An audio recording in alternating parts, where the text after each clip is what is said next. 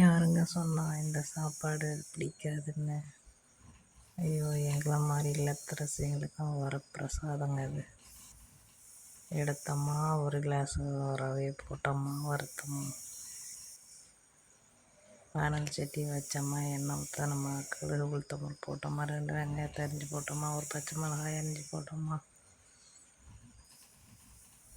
கிளறணுமா, வறுத்தோமா, கிண்டியாச்சு கிண்டி கிண்டணுமா,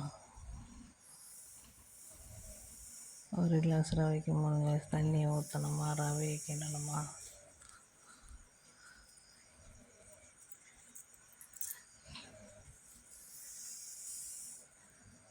அப்படியே ஒரு சைடிஷ்க்கு ஒரு ஆம்லேட்டை போட்டோமா,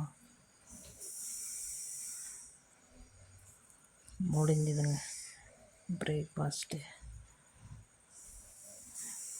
யார் சொன்னது? இதுதான் சூப்பரான பிரேக்ஃபாஸ்ட். சும்மா 10 நிமிஷத்தில் ரெடி பண்ணிடலாம்.